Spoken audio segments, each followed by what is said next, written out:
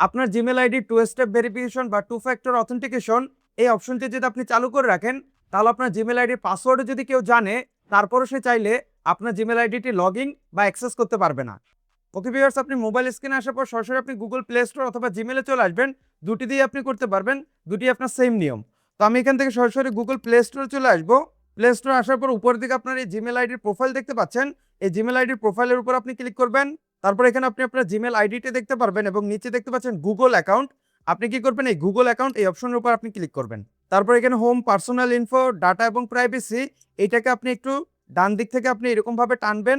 টানার পর এখানে অপশন দেখতে পাচ্ছেন সিকিউরিটি, আপনি সরাসরি সিকিউরিটি অপশনে ক্লিক করবেন। তারপর নিচের দিকে আসবেন, নিচের দিকে আসার পর এখানে অপশন দেখতে পাচ্ছেন টু স্টেপ ভেরিফিকেশন, আপনি টু স্টেপ ভেরিফিকেশন এখানের উপর ক্লিক করে দিবেন।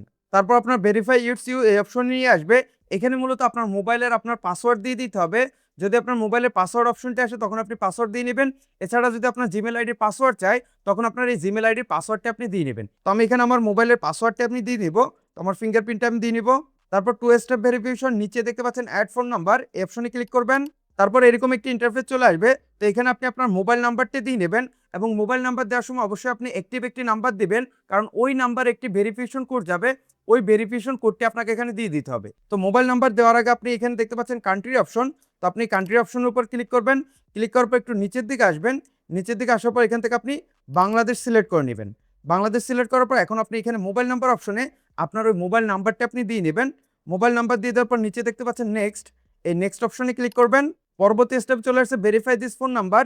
মূলত আপনি যে মোবাইল নাম্বারটি দিলেন ওই মোবাইল নাম্বারে 6 সংখ্যার একটি ভেরিফিকেশন কোড আসছে। এখানে আপনি দেখতে পাচ্ছেন আমার গুগল থেকে কিন্তু একটি ভেরিফিকেশন কোড আসছে। এই কোডটিকে আমাকে এখানে দিয়ে দিতে হবে। সেম ভাবে আপনার এই জিমেল আইডিটি অন্য কোথাও কোনো ডিভাইসে যদি লগ ইন করতে যায়, তখন আপনার জিমেল আইডি এবং জিমেল আইডির পাসওয়ার্ড দিয়ে দেওয়ার পর লগ ইন অপশনে ক্লিক করার পর আপনার এরকম ভেরিফিকেশন কোড আসবে আপনার নাম্বারে। ওই কোডটি যতক্ষণ পর্যন্ত না দিতে পারবেন ততক্ষণ পর্যন্ত কিন্তু আপনার জিমেল আইডিটি কেউ লগ ইন করতে পারবে না বা অ্যাক্সেস করতে পারবে না। সো আপনার ভেরিফিকেশন কোড দিয়ে দেওয়ার পর নিচে আপনি দেখতে পাচ্ছেন ভেরিফাই, এই ভেরিফাই অপশনে আপনি ক্লিক করবেন। ভেরিফাই অপশনে ক্লিক করার সাথে সাথে আপনি দেখতে পাচ্ছেন you are now protected two step verification. এর মানে আমাদের এই জিমেল আইডির টু স্টেপ ভেরিফিকেশন এই অপশনটি চালু হয়ে গেছে।